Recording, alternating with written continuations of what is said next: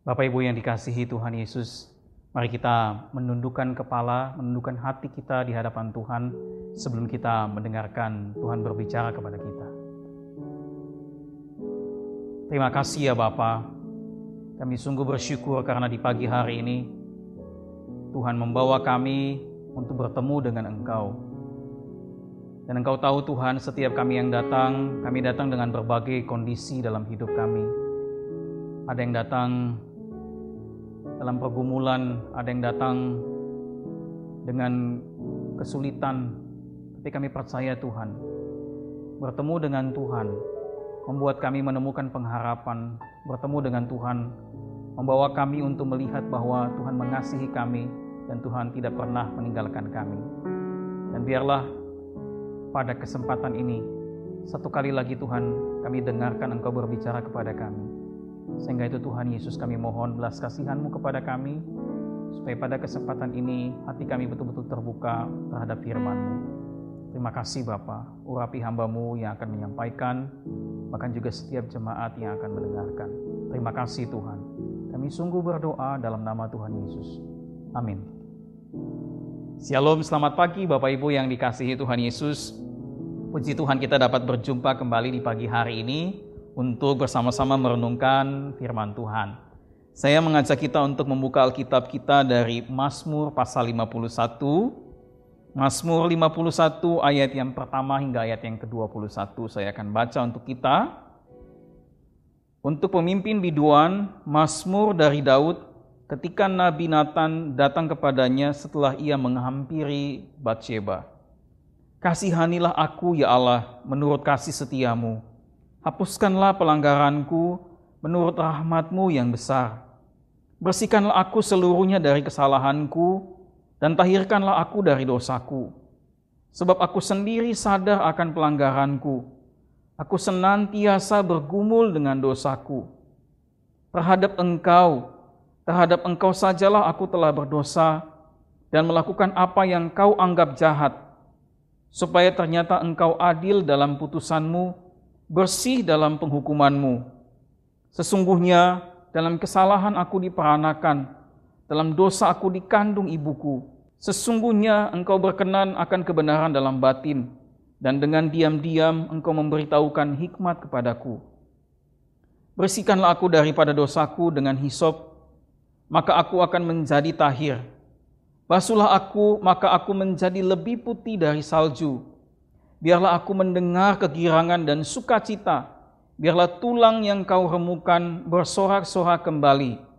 Sembunyikanlah wajah-Mu terhadap dosaku. Hapuskanlah segala kesalahanku.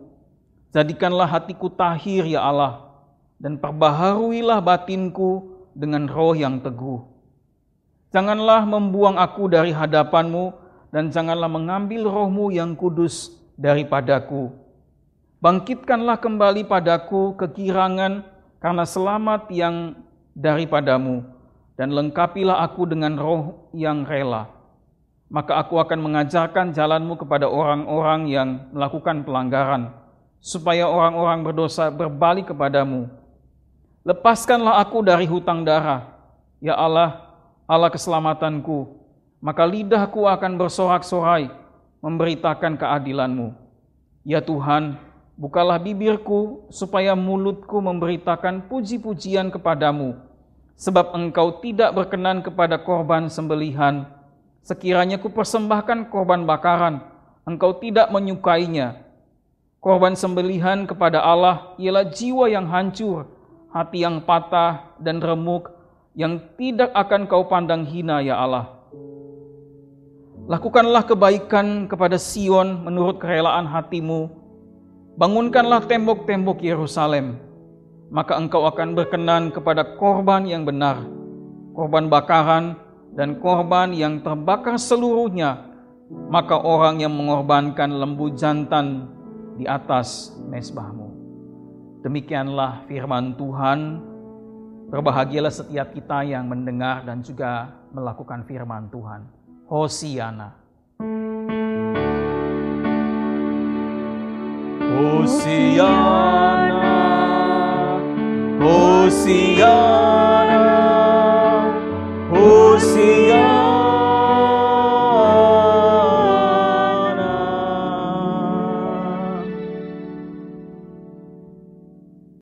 Bapak Ibu Saudara yang dikasihi Tuhan Yesus, membaca kitab Mazmur, kita akan menemukan berbagai jenis Mazmur. Dan Mazmur yang baru saja kita baca ini disebut Mazmur pengakuan dosa. Mazmur ini ditulis oleh Daud dan berisi pengakuan Daud atas dosanya. Pengakuan Daud ini merujuk pada kisah di dalam 2 Samuel pasal 11 dan juga pasal yang ke-12. Ketika Nabi Nathan menegur Daud akan dosanya. Sehingga Bapak Ibu yang dikasihi Tuhan Yesus, penting bagi kita untuk melihat konteks pada waktu itu supaya kita dapat memahami Mazmur 51 ini. Untuk itu saya mengajak kita melihat apa yang dicatat dalam kitab 2 Samuel mengenai kondisi kehidupan Daud pada waktu itu. Yang pertama Bapak Ibu yang dikasihi Tuhan, kita semua tahu siapa Daud. Bagaimana Tuhan memilih dia untuk menjadi raja atas Israel. Tetapi ironisnya, dosa yang dilakukan oleh Daud adalah justru pada waktu ia sudah menjadi raja. Orang nomor 1 di Israel, wakil Allah, figur bagi bangsa, justru melakukan dosa yang sangat mengerikan dan memalukan. Bapak Ibu yang dikasihi Tuhan Yesus, dari sini kita bisa melihat bahwa tidak ada satupun orang yang tidak rentan terhadap dosa. Lamanya seseorang mengenal atau mengikuti Tuhan tidak membuat dia imun terhadap dosa. Bapak Ibu yang dikasihi Tuhan Yesus, Alkitab katakan bahwa dosa itu seperti singa yang siap untuk menerkam ketika kita lengah. Yang kedua Bapak Ibu yang dikasihi Tuhan, melalui kondisi kehidupan Daud kita melihat bukan hanya bahwa hidup kita manusia itu rentan terhadap dosa. Tapi yang kedua, dalam 2 Samuel 5 ayat yang ke-12, 2 Samuel 5 ayat yang ke-12 ditulis begini, lalu taulah Daud bahwa Tuhan telah menegakkan dia sebagai raja atas Israel dan telah mengangkat martabat pemerintahannya oleh karena Israel umatnya. Namun ironisnya Bapak Ibu, ayat yang ke-13 dicatatnya begini, Daud mengambil beberapa gundik dan istri dari Yerusalem setelah ia datang dari Hebron, dan bagi Daud masih lahir lagi anak-anak lelaki dan perempuan. Coba lihat ayat yang ke-12 dijelaskan ketika Tuhan menegakkan dia menjadi raja Israel. Tapi ayat yang ke-13 justru membongkar kebusukan Daud. Dia justru mengambil banyak sekali gundik dan juga istri. Bapak Ibu yang dikasihi Tuhan Yesus, melihat pada kenyataan pada waktu itu kondisi kehidupan Daud, ini menunjukkan kepada kita bahwa kejatuhan Daud bukan hanya dengan Batsheba. Tetapi jauh sebelumnya, Daud telah mempunyai banyak istri dan juga gundik.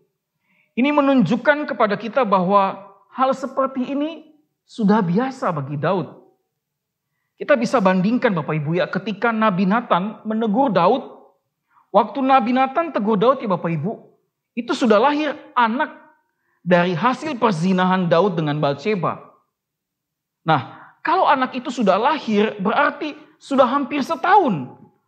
Dan dalam rentang waktu itu, coba lihat ya, sejak Daud berzina dengan Batsheba, kemudian Batsheba hamil, kemudian sampai dalam rentang waktu hampir setahun itu, setelah lahir anaknya, bayangkan dalam rentang setahun itu Daud sama sekali tidak menyadari bahwa dia telah melakukan dosa yang besar di hadapan Tuhan. Jadi Nabi Nathan datang bukan setelah Daud berzina, lalu langsung tegur Daud. Tetapi hampir setahun setelah itu, Bapak Ibu yang dikasihi oleh Tuhan Yesus, pertanyaannya adalah, mengapa Daud tidak menyadari dosanya bahkan hampir setahun lebih? Jawabannya adalah, karena sudah biasa. Bapak Ibu saudara-saudara, seringkali kita menjadi merasa biasa dengan dosa hanya karena sudah biasa melakukan dosa. Hati-hati, yang paling berbahaya adalah bukan ketika jatuh dalam dosa, tetapi ketika menganggap biasa dosa itu. Sekali lagi, hati-hati, yang paling berbahaya adalah bukan ketika jatuh dalam dosa itu, tetapi ketika menganggap biasa dosa itu. Bahkan ketika dosa itu kita rasionalkan, orang lain juga melakukannya. Apa yang salah sih? Cuman say hi ke istri orang, cuman say hi ke suami orang. Bapak Ibu, yang paling sering saya dengar adalah ketika orang menganggap biasa kata-kata kotor, kata-kata yang sia-sia. Dosa menjadi hal yang biasa. Kenapa? Karena sudah dianggap biasa. Inilah yang membuat Daud jatuh begitu dalam. Dan kemudian sama sekali dia tidak menyadari dia telah berdosa di hadapan Tuhan. Sampai Nabi Nathan menegur dia. Bapak Ibu yang dikasihi oleh Tuhan Yesus. Yang ketiga, kejatuhan Daud ini tidak tiba-tiba. Tetapi dimulai dari 1 kali, 2 kali, 3 kali, 4 kali, 5 kali, lama-lama berkali-kali. Dari yang kecil, sedikit, lama-lama menjadi besar dan juga banyak. Bapak Ibu yang dikasihi Tuhan Yesus, kejatuhan besar tidak langsung terjadi besar. Tetapi dimulai dari hal yang kecil. Mungkin Bapak Ibu pernah mendengarkan ilustrasi tentang orang yang pernah memelihara buaya. Sejak buaya itu masih baru lahir, masih kecil. Waktu buaya itu masih kecil, kelihatannya itu tidak berbahaya. Ya, dipelihara, dikasih makan, dianggap begitu jinak. Tetapi ketika buaya itu sudah menjadi besar, ketika daging yang diberikan kepada dia sudah tidak cukup, maka yang terjadi adalah kemudian dia memakan pemiliknya. Bapak Ibu yang dikasihi Tuhan, begitulah juga dengan dosa. Bahwa kuasa dosa itu begitu mengerikan. Begitu kita beri kesempatan sekecil apapun, maka dosa itu akan menghancurkan seluruh hidup kita. 1 inci saja kita berikan kepada dosa itu, maka dia akan menghancurkan seluruh hidup kita. Jadi hati-hati kita dengan dosa. Sehingga Bapak Ibu yang dikasihi Tuhan Yesus, dengan memahami konteks kondisi Daud pada saat itu, akan menolong kita untuk mengerti pengakuan Daud dalam pasal ini. Nah, sekarang saya mengajak kita untuk melihat dan mengajak kita untuk memahami pasal 51 ini, saya bagi dalam 3 bagian besar. Yang pertama, di dalam pengakuan Daud ini, kita akan melihat tentang kebutuhan akan anugerah Allah. Kemudian yang kedua, kita akan melihat tentang menerima anugerah Allah. Dan bagian yang ketiga, kita akan melihat tentang respon terhadap anugerah Allah itu. Nah, mari kita lihat bagian yang pertama, kebutuhan akan anugerah Allah. Dalam ayat yang ketiga sampai dengan ayat yang kelima, kata yang dipakai untuk menggambarkan kesadaran Daud akan dosanya, dia menyebut beberapa kali dosanya itu sebagai pelanggaran, kesalahan, dosaku. Bapak Ibu Saudara, kata pelanggaran dan kesalahan itu berkaitan dengan hukum Tuhan yang dilanggar. Kalau kita memperhatikan kejatuhan Daud ini, Daud sadar betul bahwa hukum Tuhan yang dia langgar. Ada 5 hukum sekaligus yang dilanggar oleh Daud. Jangan membunuh, jangan mencuri, jangan berzina, jangan bersaksi dusta, jangan mengingini milik sesamamu. Tapi Ibu Saudara, dari sini kita bisa pelajari bahwa satu dosa yang kita buat itu selalu berkaitan dengan dosa yang lain. Sehingga satu dosa itu tidak boleh dipandang berdiri sendiri, tetapi selalu berkaitan dengan dosa yang lain.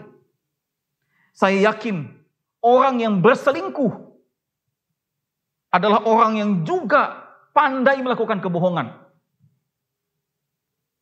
Ketika kita jatuh dalam dosa, Bapak Ibu Saudara, dosa itu akan mengikat dan menarik kita semakin dalam, semakin dalam ke dalam dosa itu.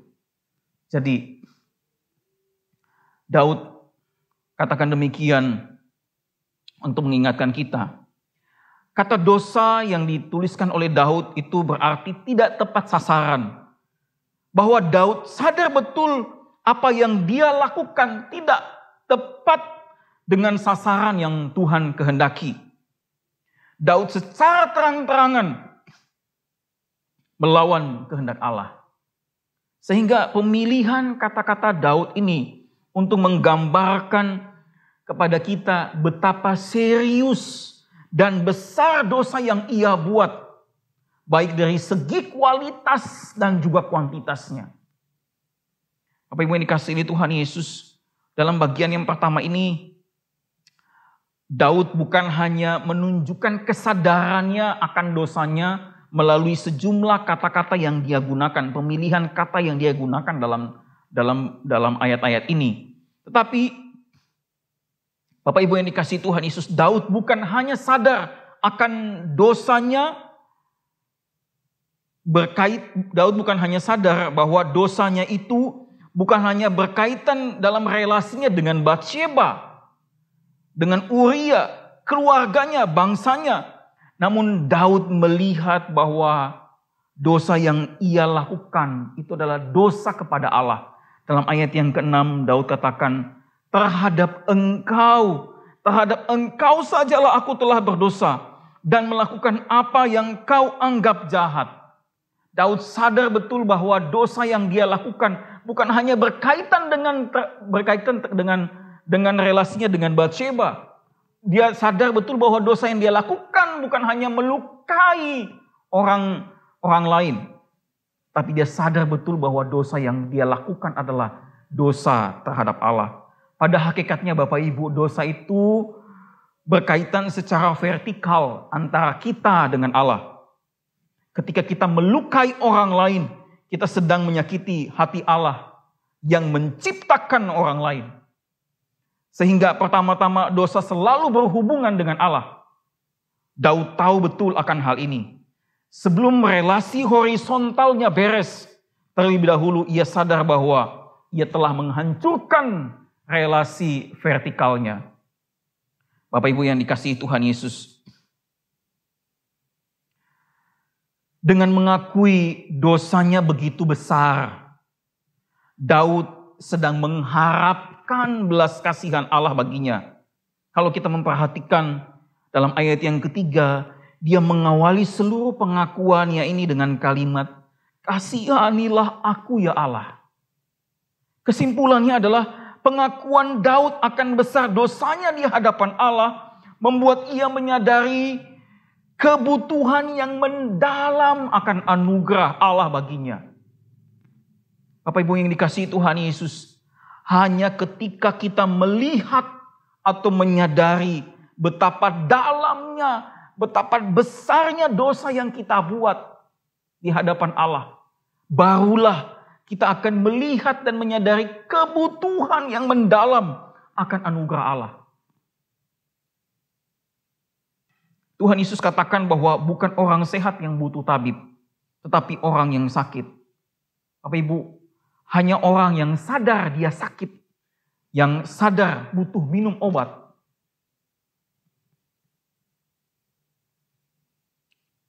Bapak Ibu yang dikasihi Tuhan Yesus, bagian yang kedua. Dalam Mazmur ini Daud menunjukkan kepada kita bagaimana menunjukkan kepada kita tentang pengakuannya, kesadarannya dan kebutuhannya akan anugerah Allah. Dosanya yang besar itu membuat dia merasa bahwa dia sangat butuh anugerah Allah.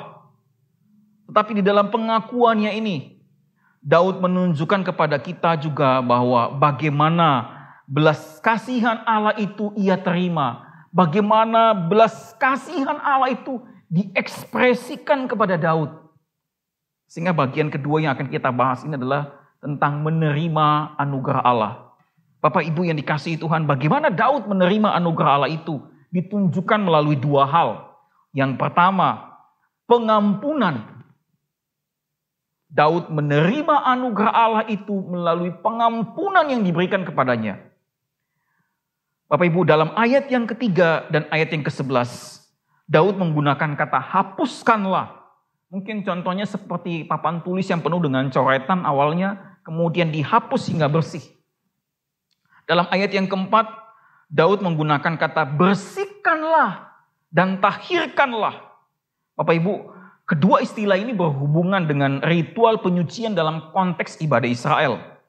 Proses penyucian atau pentahiran itu menggunakan hisop atau kuas sebagai tanda bahwa noda dosa itu tidak mudah dihapus dan tidak bisa dihapus oleh diri sendiri. Yang menarik di sini adalah Bapak Ibu, kata-kata yang digunakan oleh Daud untuk menggambarkan pengampunan yang ia terima dari Allah itu bernada pasif. Artinya Daud sadar bahwa pengampunan yang ia terima itu merupakan belas kasihan Allah. Hanya karena kemurahan hati Allah dia dapat menerima pengampunan. Sehingga kalimat Daud ini mengajarkan kepada kita prinsip bahwa tidak seorang pun di antara kita yang dapat menyelesaikan, menghapus dosa kita sendiri. Selain daripada Allah yang berbelas kasihan untuk menghapus dosa kita. Kita bersyukur karena Kristus yang tersalib memberikan kepada kita jaminan pengampunan Allah. Menunjukkan kepada kita kemurahan Allah atas kita orang yang berdosa. Tetapi Bapak Ibu yang dikasihi Tuhan Yesus, jaminan pengampunan oleh kemurahan hati Allah itu bukan murahan. Tetapi sayang sekali hari ini banyak orang Kristen, bahkan banyak pelayan Tuhan justru menganggap murah anugerah Allah itu. Seringkali kita pilih untuk berbuat dosa, lalu kita pikir nggak apa-apa. Setelah ini kan tinggal doa, minta ampun sama Tuhan, beres. Apakah kita demikian?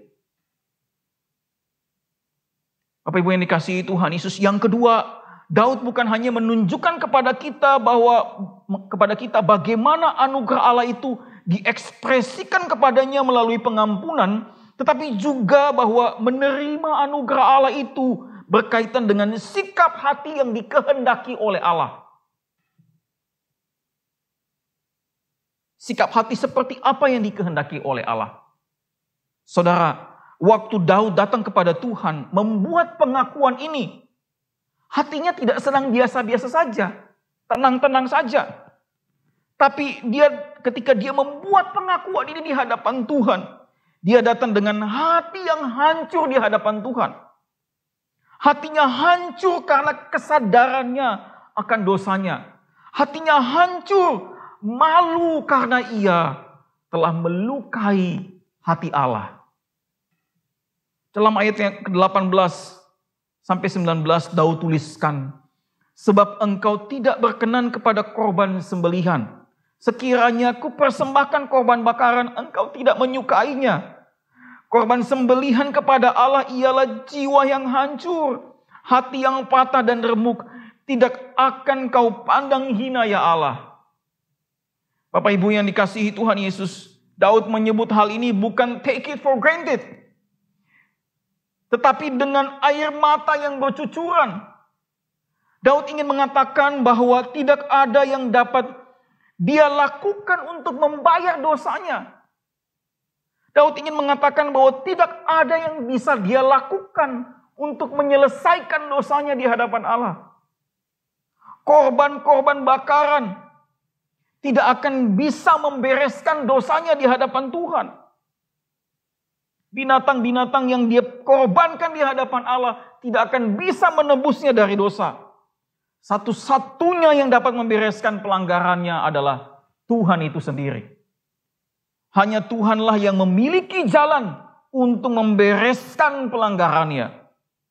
Bapak Ibu yang dikasihi Tuhan Yesus, Daud memiliki hati yang berduka atas dosa-dosanya. Hatinya hancur bukan karena dia takut dihukum, tetapi dia menyadari bahwa dia telah menyakiti hati Allah. Teguran Tuhan melalui Nabi Natan disadari oleh Daud sebagai bentuk kasih Tuhan kepadanya. Daud merasa dia telah mengkhianati Allah. Itulah sebabnya dia benar-benar merindukan pengampunan dari Allah. Disinilah kita bisa melihat bahwa tidak ada satupun orang berdosa yang tidak bisa dijangkau oleh kasih Allah. Sedalam apapun dosa seseorang, kasih Allah mampu untuk menjangkaunya.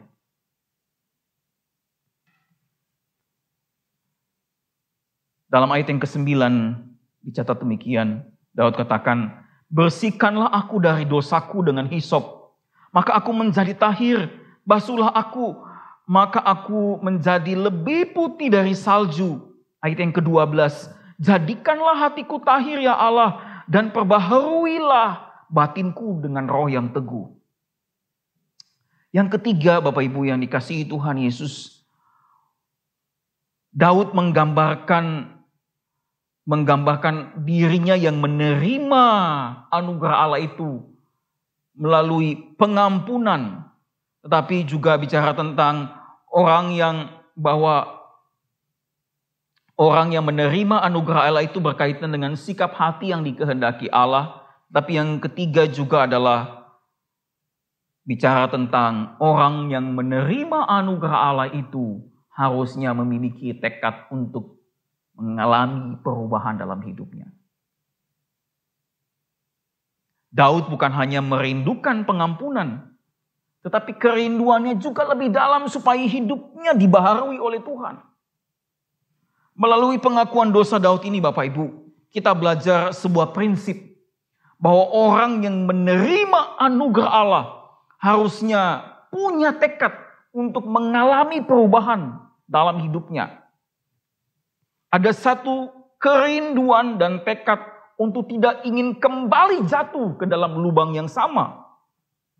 Tetapi seringkali pengakuan dosa kita kepada Tuhan hanya sampai pada batas meminta pengampunan. Tetapi tidak ada tekad untuk tidak kembali jatuh ke dalam lubang yang sama. Maka tidak heran bertahun-tahun kita mengikuti Tuhan, kita selalu jatuh dalam dosa yang sama. Di mindset kita hanya ada buat dosa minta ampun, buat dosa minta ampun, buat dosa minta ampun. Lalu tekadnya di mana? Bapak Ibu yang dikasihi Tuhan, tadi kita sudah bicara tentang dalam ayat ini kita sudah bicara bahwa Daud melalui pengakuannya dia menggambarkan tentang kebutuhannya akan anugerah Allah. Kedua, dia menggambarkan tentang bagaimana orang yang menerima anugerah Allah itu. Dan bagian yang ketiga ini saya mengajak kita untuk melihat apa yang ditulis oleh Daud ini, mengajarkan kita tentang bagaimana seharusnya respon orang yang menerima anugerah Allah itu. Yang pertama, orang yang menerima anugerah Allah itu adalah orang yang punya tekad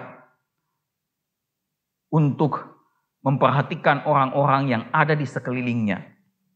Dalam ayat yang ke-15, Daud katakan begini bahwa maka aku akan mengajarkan jalanmu kepada orang-orang yang melakukan pelanggaran, supaya orang-orang berdosa berbalik kepadamu. Daud memohon dosanya supaya diampuni oleh Tuhan. Agar apa? Agar kemudian ia dapat mengingatkan orang-orang yang di sekitarnya, supaya mereka juga tidak melakukan dosa sama seperti dia.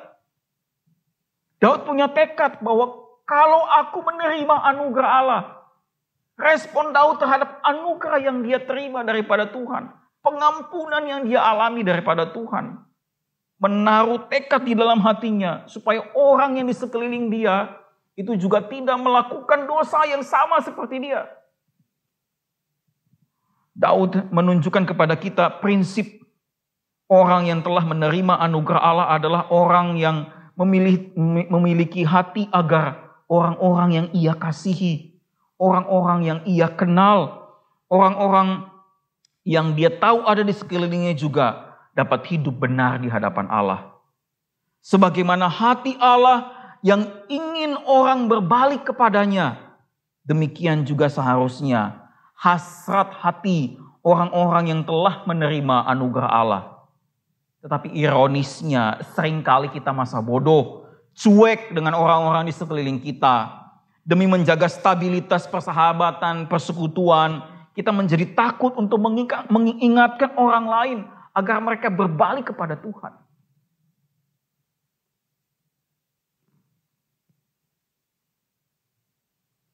Kedua, Bapak Ibu yang dikasihi Tuhan Yesus, dalam bagian ini Daud juga memberikan prinsip kepada kita bahwa sebagaimana seharusnya respon orang yang telah menerima anugerah Allah itu bukan hanya tekadnya untuk memperhatikan orang-orang di sekelilingnya, tetapi dalam ayat yang ke-17 dicatat begini, ayat yang ke-17, ya Tuhan, bukalah bibirku supaya mulutku memberitakan puji-pujian kepadamu.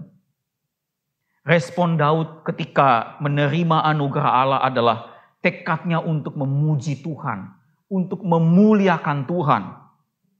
Demikian seharusnya kita ketika kita menerima anugerah Allah, yang lahir dari hidup kita seharusnya adalah pujian kepada Allah. Pujian bukan lagi hanya sebuah kata-kata, tetapi lahir dari hati yang penuh dengan ucapan syukur. Bahkan lebih dalam lagi Bapak Ibu, respon dari orang yang telah menerima anugerah Allah itu, hidupnya menjadi persembahan, menjadi bau-bauan yang harum, yang menyenangkan hati Allah. Konkretnya adalah bagaimana agar cara kita hidup sebagai orang yang telah menerima anugerah Allah itu selaras dengan kehendaknya. Pertanyaannya, sejauh kita mengikuti Tuhan, sejak kita mengenal Dia, apakah hidup kita telah selaras dengan kehendak Tuhan atau tidak?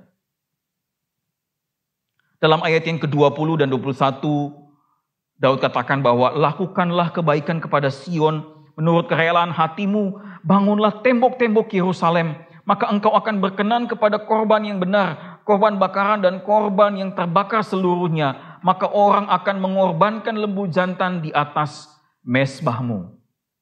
Daud sadar bahwa sebuah korban menjadi berkenan di hadapan Allah ketika dilakukan oleh orang-orang yang hidupnya dibaharui oleh Allah. Jadi tampilan kita boleh bagus, excellent. Pelayanan kita boleh terlihat mengagumkan di hadapan orang lain. Tetapi jika di dalamnya kita tidak memiliki hati yang condong terhadap Tuhan, maka jangan harap sebaik apapun yang kita lakukan, se-excellent apapun yang kita lakukan, pelayanan itu kepada Tuhan tidak akan berkenan di hati Tuhan. Dalam Yesaya pasal 29 ayat 13, Tuhan berfirman, oleh karena bangsa ini datang mendekat dengan mulutnya dan memuliakan aku dengan bibirnya, padahal hatinya menjauh daripadaku, dan ibadahnya kepadaku hanyalah perintah manusia yang dihafalkan.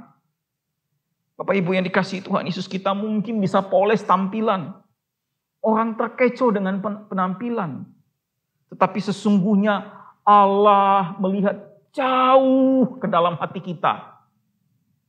Daud sadar ketika hati berubah, barulah korban itu bermakna baginya.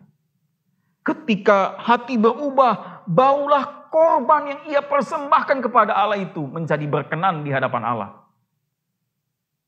Bapak Ibu yang dikasihi Tuhan Yesus,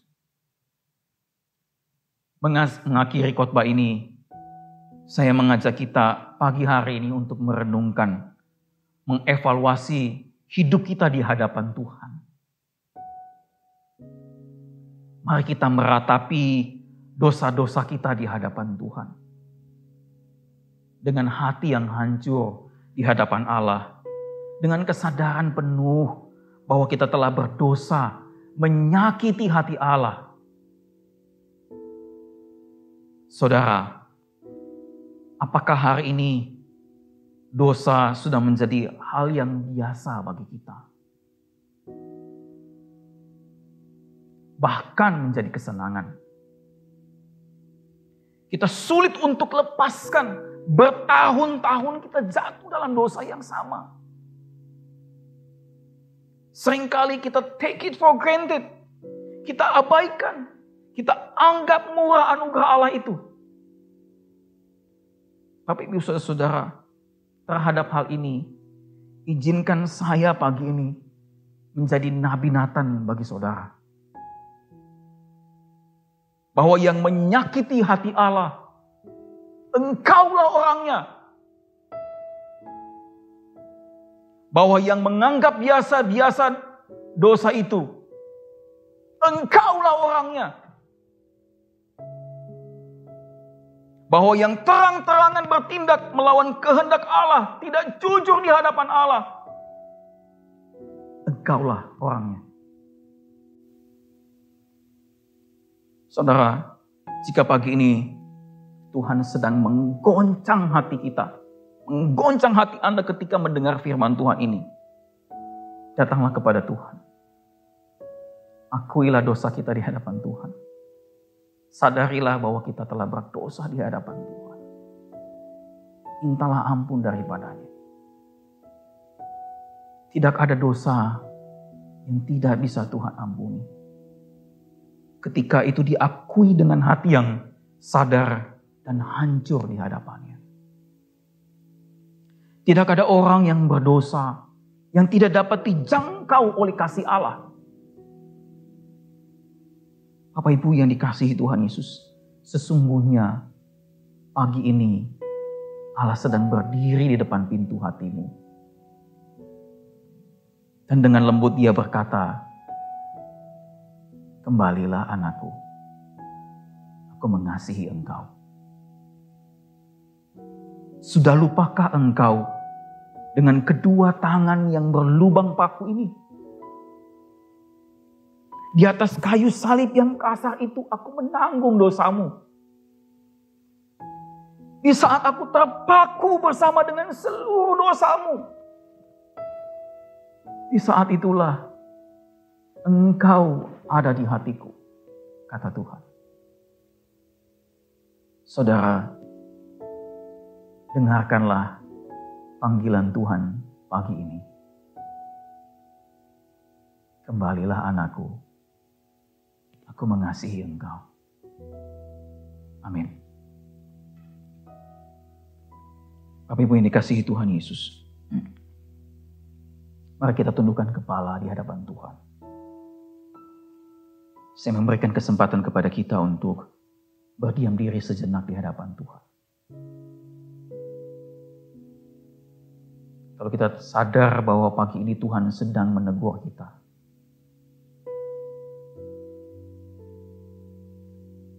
jangan keraskan hati.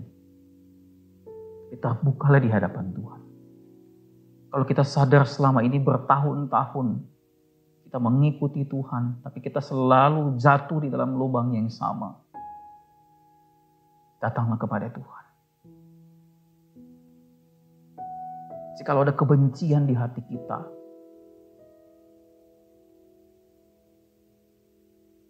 mintalah Tuhan menolong kita supaya kita bisa mengampuni. Minta ampun kepada Tuhan.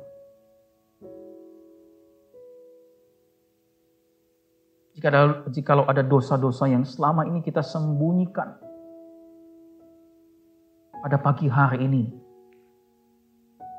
Tuhan menilik hati kita, supaya semua yang tersembunyi itu kita sadari di hadapan Tuhan.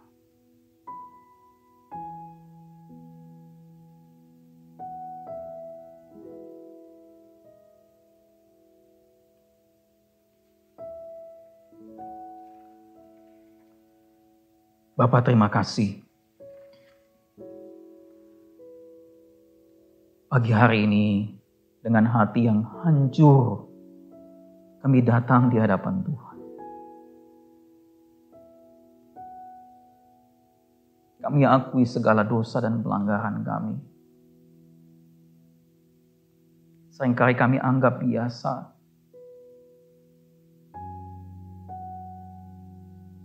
Sehingga kami terus hidup di dalam dosa. Tapi pagi ini Tuhan, kami mohon belas kasihan Tuhan kepada kami.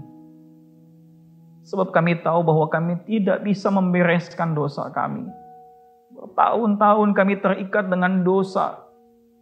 Tapi pada pagi hari ini kami percaya bahwa anugerah Allah cukup buat setiap kami. Tidak terkecuali siapapun. Sehingga pada kesempatan ini kami mohon Tuhan, kiranya Engkau Tuhan membaharui hati kami. Tahirkanlah hidup kami, orang-orang yang berdosa ini. Supaya kami dapat berlaku setia terhadap Engkau. Supaya kami dapat hidup seturut, selaras dengan apa yang Engkau kehendaki. Terima kasih Tuhan. Kami bersyukur untuk Kristus yang tersalib itu.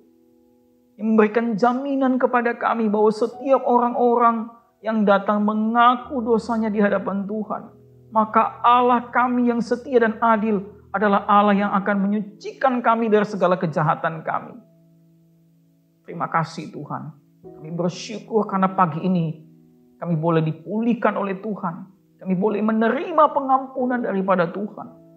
Dan biarlah apa yang kami terima ini membuat kami memuliakan Tuhan.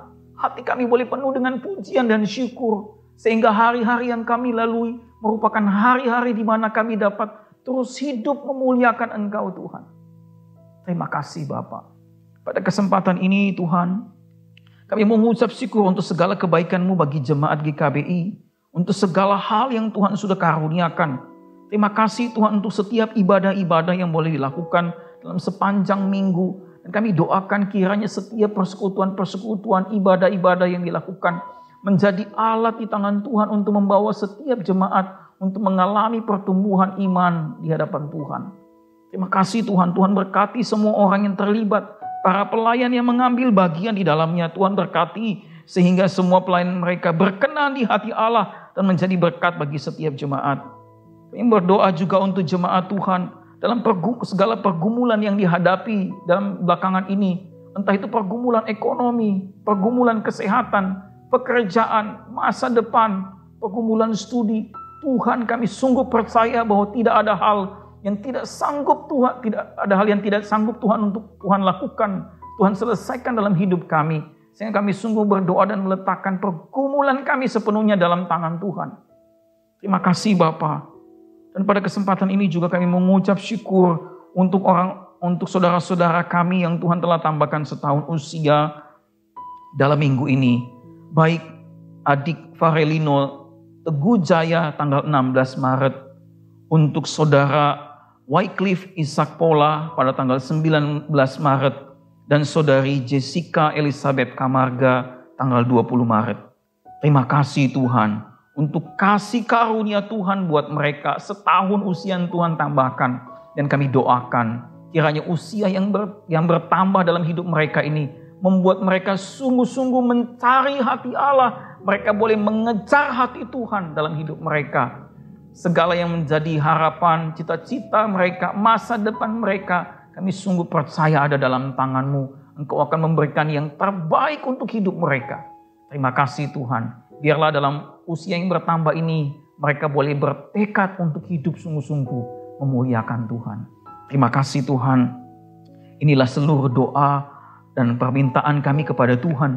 Kami sungguh percaya Tuhan bahwa Engkau akan mendengar dan melakukan jauh lebih banyak daripada apa yang kami doakan. Kami berdoa hanya dalam nama Tuhan kami Yesus yang telah mengajarkan kami berdoa. Bapa kami yang di sorga, dikuduskanlah nama-Mu, datanglah kerajaan-Mu, jadilah kehendak-Mu di bumi seperti di sorga. Berikanlah kami pada hari ini makanan kami yang secukupnya, dan ampunilah kami akan kesalahan kami, seperti kami juga mengampuni orang yang bersalah kepada kami. Dan janganlah membawa kami ke dalam pencobaan, tetapi lepaskanlah kami daripada yang jahat. Karena Engkau lah yang mempunyai kerajaan dan kuasa dan kemuliaan sampai selama-lamanya. Amin. Amin. Tuhan Yesus memberkati Bapak Ibu sekalian.